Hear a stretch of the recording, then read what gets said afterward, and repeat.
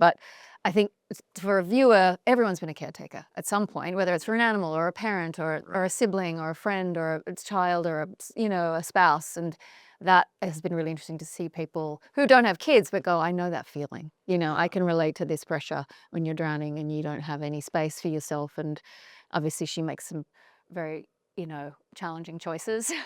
And it's a radical thing to ask people to watch a mother do these things. It's not easy. There's a lot of shame around any doubts with motherhood, and Mary's so punk rock with how she's like just blowing it all up.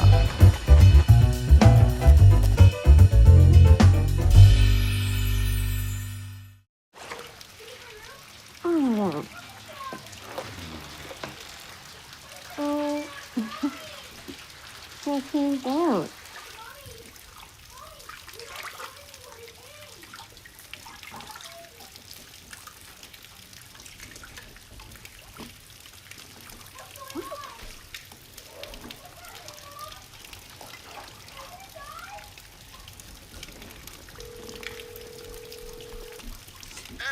Hey, yeah, we just got home, and you would not believe.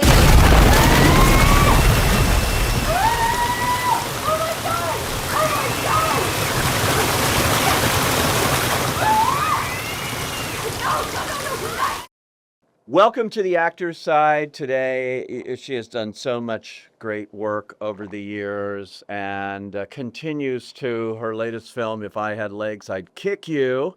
Won her the Silver Bear at the Berlin Film Festival, played and just killed at Sundance and Telluride, and now will be in theaters and everybody can see it, and so many other things, including Platonic on Apple TV Plus, second season with Seth Rogen. This is Rose Byrne. Hi, Hey. welcome to the Actor's Thank Side. you. Thanks for having me. Thank you. Well, boy, you're busy. You're you're doing so much great work lately, but if I had legs, I'd kick you, which is A24, and it's a perfect movie for them too. I sat on the edge of my seat going like, this is watching a 2-hour nervous breakdown. It really is. It's just, I can't imagine as an actor what you had to go through to get into that place in that character for this movie, which is a combination of all your dramatic skills, comedic skills, you name it, whatever you've learned. All in the toolbox. Yeah. Yeah. I know what Mary Bronstein, the writer-director, she just creates such tension for the viewer that it's extraordinary with her cinematic language and the use of music, and it's this, and you're really dropped in. There's no kind of explanation, there's no exposition. She really trusts the audience to kind of take this experience, and it's challenging for the audience, but I think ultimately rewarding. And I too, as an audience member, you really feel like you sort of strap yourself in, and then the roller coaster takes off. And Right. It's quite And it really wild. does. I read somewhere that you were surprised you got offered this because you said, I normally get other things, but this is like a different kind of role than. No, I was like, my agent, she's a very discerning woman, and she said, this script is like, what did she write? Something like, you need to take a look at this. And she's very discerning. And I was like, how come this is being sent to me? Has that been a mistake? Who do you think they should have sent? I know. Is this supposed to be in someone else's inbox? But it was the script was just like fire, it read like fire. It was just, I just burnt through it. And there's incredible symmetry in the script that I think is also very deeply reflected in the movie. And I felt as it was a gift, like obviously challenging and ambitious. The film was shot in 27 days, and there's ambitious sequences in the movie with the ending and with the hamster and with the roof, the ceiling collapsing. And The roof, I know. I keep looking at roofs in my house during that movie, which is interesting to me because it's all POV. It's all from the mind or what she's seeing, which is extraordinary, number one, as a filmmaker to get that on, because that's not easy. And for you as an actor. But what you're seeing, you can interpret in different ways because it's what she's seeing. And that's what I love hearing, this sort of ambiguity around the movie Yeah. that offers more questions than answers, and trusting the audience with that to see where they feel like is that really happening, or is this Is this in a her horror movie all of a sudden, exactly it's or- in her eyes, this is a horror her life is a horror film, and Yeah. what it's also really plays with genre in that sense, is that it's many different genres and therefore very original, I think, her voice. It's so original in that way too. And you look at it and you realize all the little things, they're just adding up for her. She's a therapist. She's somebody that, you would think should know better because she helps other people. Which is such a great reveal. When I read the script, I was like, wait, what? It's this wonderful twists and reveals throughout the film that Mary offers us. Yeah, which is amazing. But it's all those little things that roof may be nothing, but it becomes something big. And I could relate to that because, you suddenly focus on one thing. Oh, I got to get this done. And this one thing, if I get this done, I'll do it. And, It's a modern way of life. I absolutely. And to add to that, obviously it's about parenthood, but at this point in the story, she's not even.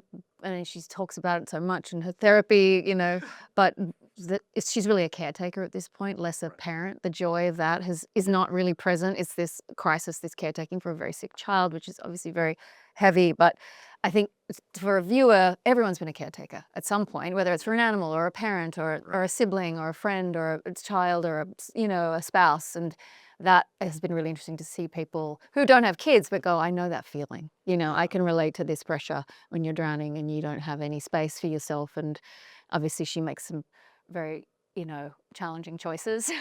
And it's a radical thing to ask people to watch a mother do these things. It's not easy. There's a lot of shame around any doubts with motherhood, and Mary's so punk rock with how she's like just blowing it all up. So, and the interesting thing, spoiler alert, you don't see the kid until the end, really, and which I thought was a great choice. Yeah, how did you kind of take away from that, or whatever? I liked it because I think if you saw the kid, your eye would totally go to the kid and it would be a whole thing. Here we're on you.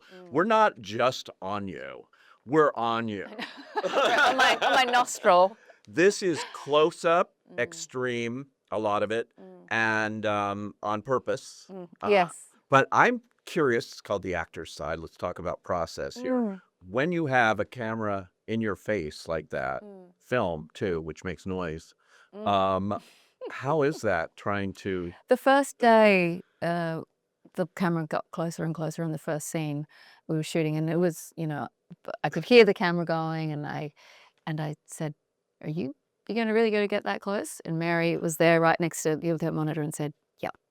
And then I never asked again, and I understood, okay, this is the language. And it's so funny process. It's like, who wants to know about someone's homework in a way? It's like, I don't know, who wants to listen to like all the homework I did or whatever, but I love this language she has with the camera, and again, got back to that tension around it, and technically an exciting challenge for me, I guess. And I had done a show called Physical on Apple TV where there was some very interesting camera work on that, where I never looked at the actor, I was looking at the matte box, the whole performance really, and that, so that I feel like in a way I've the training I've had, to your point, and all the all of that subconscious stuff inside of you, I think probably helped, and it makes it work for you. I guess so, yeah. But I definitely got to know the camera department very well. We were very close by the end. What did you think when you saw the film? I don't know if you watched dailies. Yeah, I didn't. I was. It's, obviously you are self-conscious. I'm as self-conscious or as vain as the next person, and critical, and all those sorts of things of choices. But I will say, when I saw the film, I was so immersed in the experience of the storytelling that I forgot in a way, and was, to your point, the tension of the film is so arresting and compelling. I was like, didn't move in my seat, and sort of stumbled out of this theater by myself at age 24, and was speechless a little bit, which is what happens when I see people after the movie. They're all like that. Yeah, I know. But people get it, and I trust audiences. I have friends who came last night. My friend Sarah Polston hosted this screening for us, and she just got it. I know when people are gonna, and I look forward to that. I look forward to hearing what people experience. I am still figuring out the film and figuring out. You are? Yeah, I'm still processing it. It's complex. So yeah, there's a lot of kind absolutely. of themes rolling in and out of this. I love it, and it's so enjoyable to have conversations with people about it. Yeah, I go back I always look at movies Yeah. from a point of view of other movies that I've seen, and try to compare. I'll go way back Yeah, please. to Carrie Snodgrass in Diary of a Mad Housewife, where you're watching something like this, but it's directed by a man. Yes, yes. Tell me. This is directed by a woman, mm. and you're really feeling much more than Carrie Snodgrass got nominated for Diary of a Mad Housewife, and you're watching what she's going through, but it was all male driven. It was her husband driven. It was all this stuff, not the internal experience I had watching this. I don't know. Does it make a difference having a female director? I mean, for me, Mary and I, we are born in the same. We're a few months apart. We have more similarities than differences. We immediately hit it off and became friends, which was a wonderful gift to have this creative conversation with her that's continuing. But she speaks about this so eloquently about loving those performances, whether it's Jenna Rollins or these Amazing. performances that in a way we stand on those shoulders, like it's a tradition. Yeah. But now it's through this lens of a woman, and I think it does make a difference. I really do, and I love many directors. I've worked with brilliant male directors and female, but it is, I think, for this specific story, such a important shift and, to your point, perspective. And Mary really is radical with it. She's not pulling any punches, and she's challenging the audience in a way that is going to make people feel uncomfortable, I think, in the best way. So, yeah. I think I mentioned the comedic aspects, the dramatic aspects. In your career, you started out young, really young, but like what, 15, something Well, like in Australia, I was 12. 12. But I'm from Sydney. It's much more low key there. So I was sort of a child actress, but not really. I went to school and uni and, but I was so very, low key in that sense. But yes, been doing it a long time.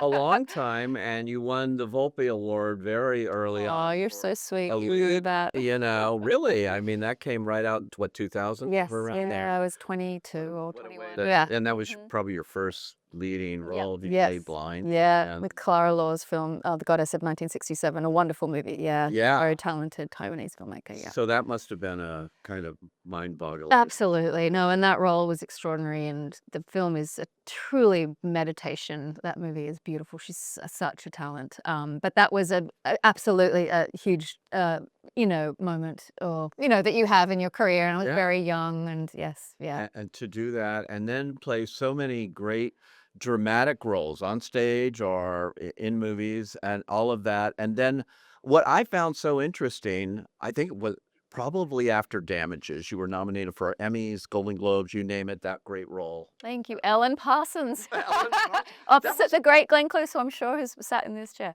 She has, Yeah. actually. Such And- a treasure. Such a dear friend, and I got to watch her process for 5 seasons. Oh, It that's was wonderful, amazing. really wonderful. Yeah, because that was a great show. And And it's such an interesting time because we came out the same year as Mad Men.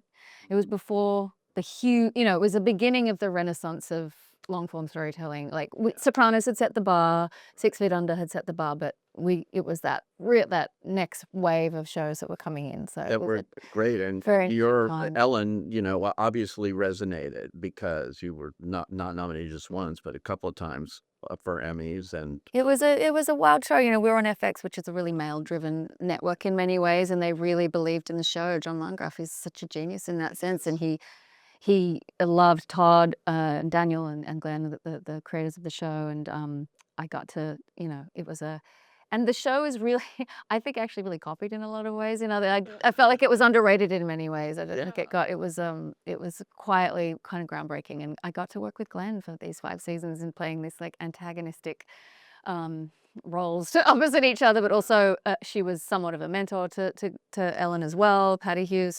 But Patty Hughes is one of the great television characters. She's just so she reminds me of people I know. It's like that kind of character. You're like, it still resonates with me. Or that's somebody who knows everything and won't tell you.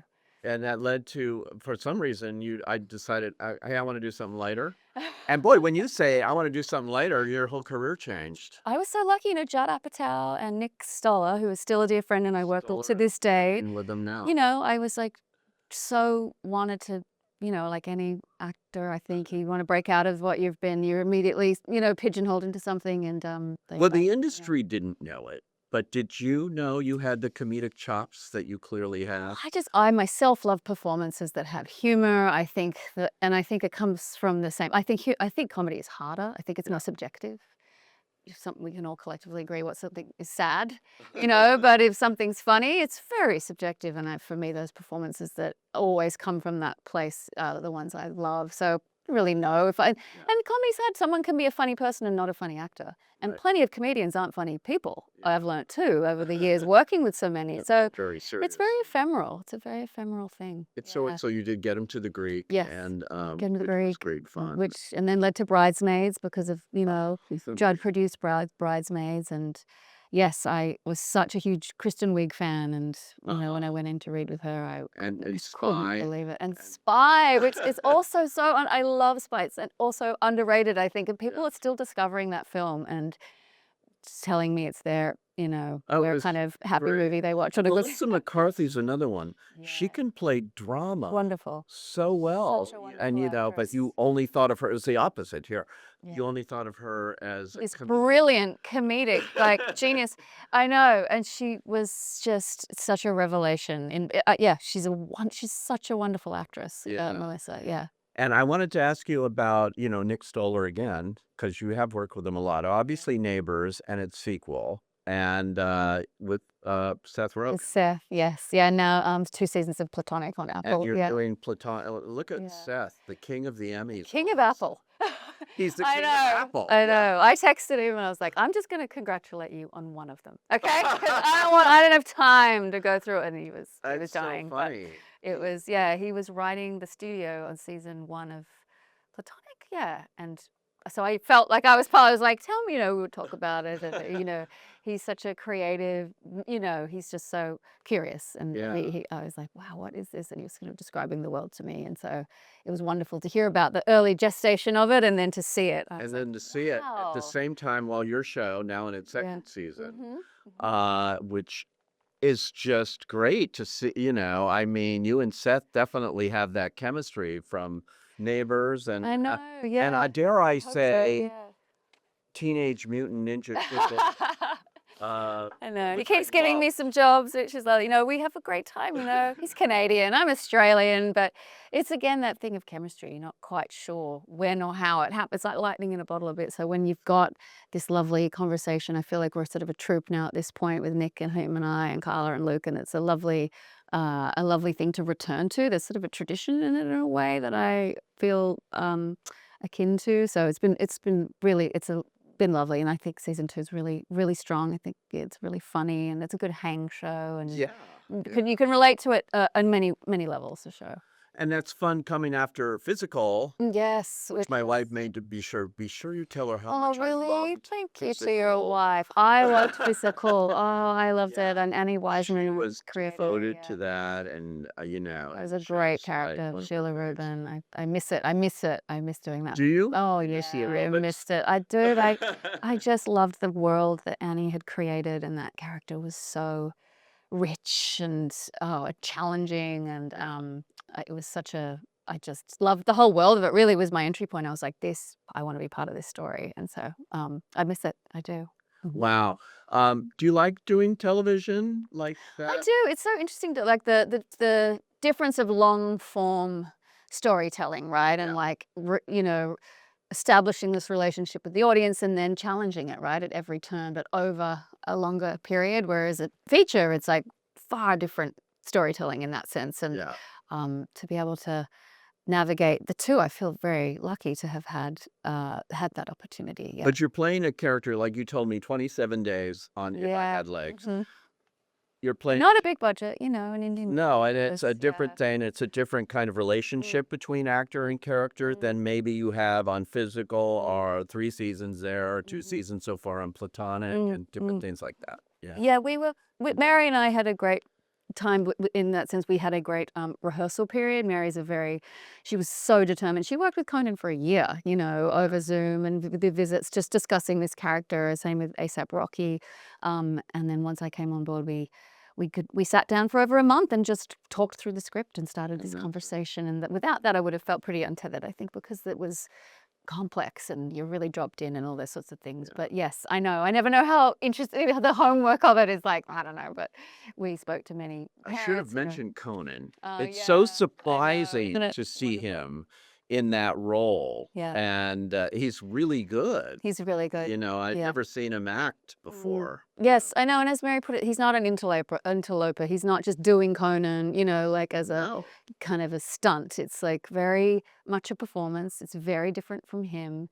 And he generates goodwill, Conan, because he's such a national treasure and he's beloved and benevolent and all those things. But it's very much a performance. And Mary's just so punk rock with her casting that she could think of this like extremely unconventional idea. And the same with Rocky, and that Rocky's character of James, I think is actually very hard because it's the only character with empathy, curiosity, and his ability to see what's in front of him in a way, and humor. And those scenes were hard because I had to ignore Rocky, and he's so charming. And I was like, I had to be so mean to him. I was like, this is really hard. I was like, I don't know, how can I not smile at this guy? He's really, handsome and friendly, but my character's so obviously like insulated in her crisis. But that was funny. It was funny. He's a good actor, except Rocky in Highest to Lowest, the Spike Lee film. Wonderful. I know. He's really I know. good. He's a true Renaissance man. He's really like with his fashion and design and obviously his music and acting. He's a great curiosity about him, and great respect. He was just had ideas, and same with Conan. He was just took a risk. He just took such a risk to jump into this this thing. And he said he was at, I think he could speak to this, but he's at a time in his life been saying that he's willing to just try things, and I think. Oh, you're willing to try Lovely. things too. How many Insidious movies have you made? I know. Oh my God, I know. I think Horror, I pure know. horror. Yeah. I know. I think there's another one coming up. And there's elements of, there is another one actually. I think they're shooting it in Australia, but there's definitely elements of. I saw Patrick Wilson actually at Telluride, which was lovely. He's such a lovely gentleman. But yeah, there's elements of horror in Legs, which I really loved, and Mary loves that genre, and it was wonderful when I saw the finished product to see that types of those tropes in the movie a little bit. Yeah, well, you've had experience in that clearly, and then and big movies, X-Men, even Star Wars. You got to work with the rare thing now of having George Lucas actually direct a Star Wars movie. Yeah, that was such an interesting thing to be a part of. There's nothing like it. I mean, that was such a culture. It shifted culture. It shifted cinema. It was this, it's sort of hard to be articulate about it, And then they were shooting in Australia, and there's many wonderful Australian actors in that film. But being part of that set and being part of his vision was really fascinating. It was wild working with Natalie at a very young age, and I had such a tiny part, but it just lives on and on. Oh my God, that world it's just wild, right? The fans and it's really cool, very cool. But the cool thing to even be a tiny part of. Right. It really is. Before we started, I mentioned that I had reviewed a movie out of Tribeca, which has now yeah. got distribution. It's coming out next year, Yeah. in 2026, called Toe. Yeah. And you're playing, it's a true life story. Yeah. I had to look it up Yeah. immediately after I saw this movie because I kind of couldn't believe it. It was basically a homeless woman living out. Amanda Ogle, I should Amanda say, Ogle's a wonderful woman, character, real life person I'm playing. Yeah. Who's living out of her car. It's all she's got right now. And, her car gets stolen. And it's a whole bureaucratic thing Kind for of her. nightmare that A nightmare that she's going through. Yeah. And it's a wonderful performance there you. again. And you really like when I saw the real person, which you do at the end of the movie a little bit, and what you went through, I said, wow, that you got her. I've never played somebody, I mean, I played Gloria Steinem in Mrs. America, limited series, but this was a different thing in that Amanda was part of this process. I was in a dialogue with her from the start, but her story is extraordinary, and the film is a really kind of a real meditation on these things that can happen to people when you get stuck in this system and trying to break out, and how it can. She's not. You could walk past anyone on the street, and this could be happening to them, Right. and it's just a really specific highlight of what's going on right now. So it was. There's so much going on right now that you played in your past, by the way. Google. Yeah, you played a character that worked at Google, and now look at what's happening with AI and everything in the world of acting and what's going on with the guild and I know, it's crazy. Yeah, I think raising kids in this environment is crazy. I'm like, everyone just needs a trade. We just need a trade. I mean, Nobody knows what's going to happen. I know. now that movie was a comedy, The Internship, Yes, with yeah. Vince Vaughn With and Vince and Owen. and you're working in that tech world, Mm. but I'm thinking that was not that long ago, but I every know. day. Every day. I mean, I have friends who are lawyers who are very, aware their job may be, you know, are not around in a few years, that they will be replaced, that a firm will just have a expert in AI and a few other partners, and that's it. And she's hyper aware of that, and she's trying to figure out a backup. She has a family, and but this is not happening for everybody. It's a wild thing, and I had this wonderful interview with Stephen King about I can't remember where it was, but he was talking about. They were asking him, people are trying to emulate your novels and spit all your works into a thing and to write me a Stephen King novel. And he was like, he said something wonderful like, I don't think anything can ever replace a sentient being. And I hang on to that and I believe that. And I was like, I took solace in that. I do too, I mean, this company where we're sitting now, PMC, is actually involved in suing Google because now if you want to see one of my reviews, Pete Hammond Deadline, you can type it in and it goes to an AI generated summary of what critics have said about it. So you're not going directly to the site. And so it's infringing on what we're doing, on every level now. So that is and so this is going to happen again and again. I mean, this is millions of these suits going on, right? Totally. Where they're like All over the place. infringing And on people's everything. work, and they're, wow, that's extraordinary. Yeah. And it will happen to us too, I'm sure, at performances or whatever, or I'm sure it already has, but yeah. Which is what the Actors Union, which I'm in too. But I mean that, they're dealing with it with every contract now because. Of course, no. And it's not going to go away. It's just, it's unleashed now. This monster has been unleashed, and it's like. Unbelievable. But I'd like to see AI do the performance you do if I have legs. When I was at the Telluride Film Festival, that place was so beautiful. I thought it was AI. I was like, this looks unreal. Like the mountains and this, and it's very hard to get to. It's in the middle of nowhere. You're so isolated, and it's absolutely gorgeous. Isn't just it like, amazing? oh my God. I go every year. Incredible. Amazing. It's such a beautiful festival. So low key, like very about No red filmmakers. carpets, Yeah, no no like paparazzi. swag bags and stuff. It's just super. It was really, really special. Everyone had said it would be, and it really was. Yeah, glad you could be there this year. It was lovely. And everybody that goes there always wants to come back. I'm sure I can see why. Oh gosh, I would love to go and just see movies. Yeah. I would love to go and be, we were there with the film, so we were, traveling around with it. But I would love to just go and like be a great. part of it, be like a participant and just watch. Well, the movie is If I Had Legs, I'd Kick You, and a lot of Oscar buzz. Don't want to jinx it, but by the way, Conan is hosting the Oscars this year, so he can control the envelope. Well, then, listen, he better help. He better help us out. Anyway, thanks so much. Thanks, Bryce, Byrne, Okay. Thank you. joining us on the. Thank you so much. Thanks for having me. Thank you.